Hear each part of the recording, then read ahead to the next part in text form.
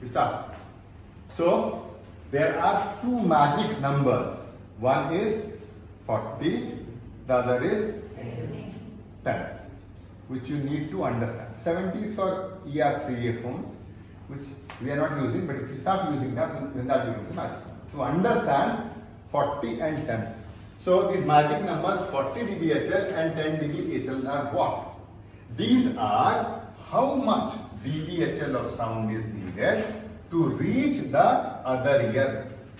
Okay? So we give sounds through two types of things. The sound has to reach the other ear. That means we are giving sound through two means. One is the TBS39 headphones and the other is the bone vibrator. Correct? Two ways to give the sound. That means in two ways the sound can reach the other ear. The moment we use the TBS39 headphone and give a sound, let's say this sound reaches the intensity of 40 dB HL, it starts vibrating the skulls. Vibration is perceived by a sound by the cochlea. Because the moment it is vibrated, then there is a torsion which is happening in the hair cells. And the hair cells will be converted it into hair cells converted into electrical impulses which is perceived as sound. Correct now? So the vibrations will be causing hair cell movements converted into neuro impulses which is perceived as sound. So TDS39 headphone, when it reaches 40 decibel, this 40 decibel reduces and becomes 0 dB here. That means touches the other ear in 0 dB, and 0 dB is not silence, remember that. So it has already reached the other ear, other cochlea. So it may be vibrating and it may be stimulating. So the moment you reach the mark 40 decibels in AC inputs, which is the difference between the two ears, then you become alert. That means if there is a audiogram, one ear, let's say the left ear, is having 0 dBHL and the other right ear has reached 40 dBHL, you become alert that there is a crossover happening. And in this case, cross hearing will also happen because 0 dB, the left ear is responding to. So this IE you have to become alert. The moment this difference is there, you have to do the AC masking because you are giving sound through AC headphones. Remember, you are giving sound through AC headphones. So this gap is 40 decibel, then you become alert. So in case 1, left ear minus right ear, 40 decibel AC threshold, you do masking. So the first formula is AC test ear minus AC non-test ear. If it is 40 decibel or more, you do masking. This AC also includes the BC. Do you know that? No? That's why you do it.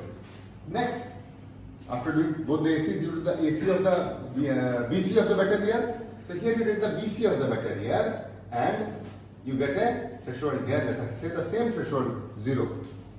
Automatically the sound has already reached there. So again, AC of the test ear minus BC of the non-test ear. If it is 40 decibel or more, you do AC masking. Remember, through AC, the sound goes in and vibrates the other cochlea through bone conduction. So both the ear difference is 40, or this ear AC and the other ear BC difference is 40. You do AC masking. It is ready for AC masking. When you do the bone conduction after the air conductions, then for our practical purposes, we have an IA of 10 decibel. So 10 dBHL is the magic number, which means what? It means that if I do bone conduction, let us say this is the right ear, by placing it on the right ear and I get 10 dB here, HL threshold, let's say, and then I take the bone conduction vibrator here and place it here and I get 10 dB HL. Do I need to worry? No, I don't need to worry. Now again you are doing it on this ear and you are getting a threshold of, let us say, 20 dB HL. So the difference is how much? 10 dB. That means, do I need to worry?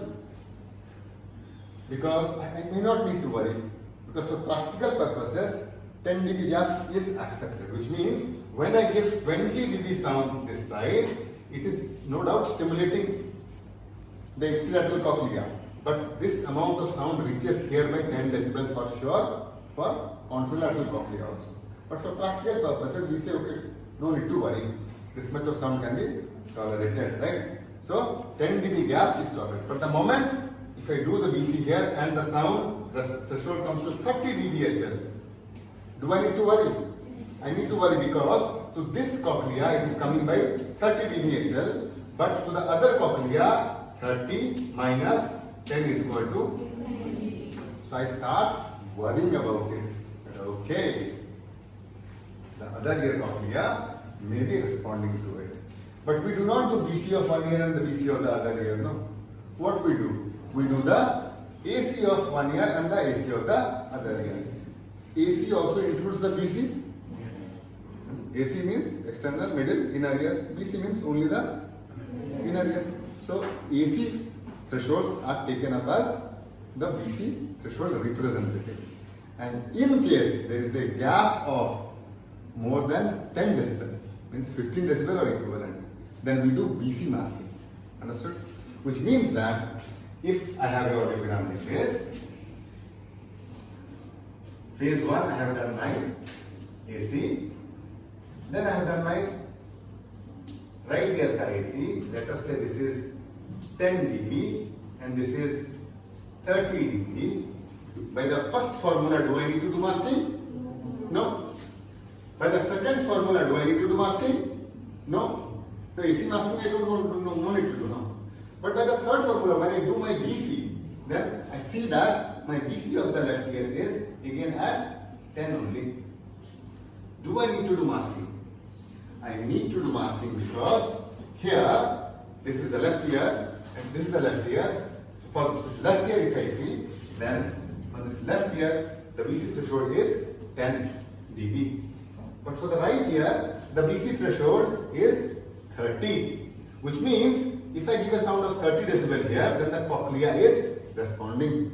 But I do not know if this 30 decibel which is reaching the other ear and becoming 20 decibel is actually getting stimulated. And the other ear cochlea, that's the left ear cochlea, is responding for the right ear cochlea. So there may be a cross hearing. So as audiologists, the moment cross hearing like this happens, we become alert because we want to have the typing degree of hearing loss for both the ears separately. So for BC masking, the condition is AB gap of the non-test ear should be 15 decibel or more. Correct? Understood? So this magic number 40 and 10 should be remembered. The moment you use another phone like an insert phone, let us say. Let's say you start using an insert phone, let's say ER3A phone. In this case, ER3A, and this is the threshold which is happening. 10 decibel and 40 decibel, let us say. You give 40 decibel sound here. What happens? How much sound goes to the other ear? Minus 30, remember, because this is 40 and the IA is 70. So minus 30. So here you have minus 30 dBHL which is reaching. So this minus 30 dBHL may not be sufficient to stimulate the other ear. Okay. So IA becomes more when you use insert phones. That's why insert phones are used to avoid masking. So three magic numbers. One is for TDH 49, 40. BC 10. And third, if you are using the insert phone ER3A, then remember that. Understood?